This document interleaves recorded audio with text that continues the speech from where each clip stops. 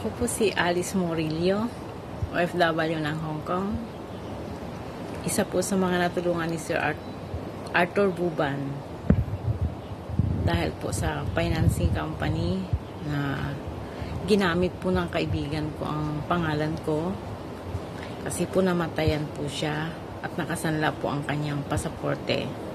Sa awa ko po, pumayag po akong utangan siya sa financing company sa halagang 25,000 Hong Kong dollar.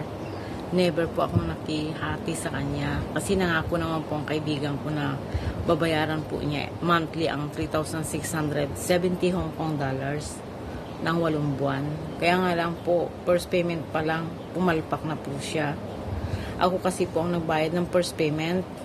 Pangalawang payment po is nagpartial lang po siya. Hanggang nagalit na po siya sa akin. Problemado po ako ng that time na yan, noong 2012.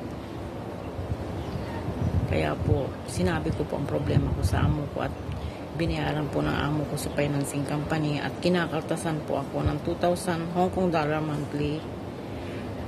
Siyempre po, mabigat po sa kalooban ko yan. Malaking halaga po ang 25,000 Hong Kong dollar. Kaya po, may isang kaibigan po na pinakilala sa akin si Sir Arthur Buban.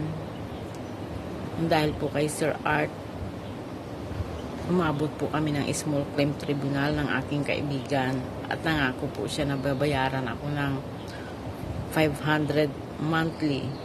Pumayag na rin po ako kaysa naman po mapunta sa wala ang pera. Kaya sa tulong po niyo, Sir, maraming salamat po talaga. Nabawi ko po lahat. Sa totoo lang may 500 pa po pero bigay ko na lang po sa kanya yon. Maraming salamat po, Sir. Mabuhay po kayo. Sana, Sir, huwag po kayong magsasawang tumulong sa amin. Talaga pong kami mga OFW dito na ginagabayan mo talaga kami. Saludo ako sa iyo, Sir.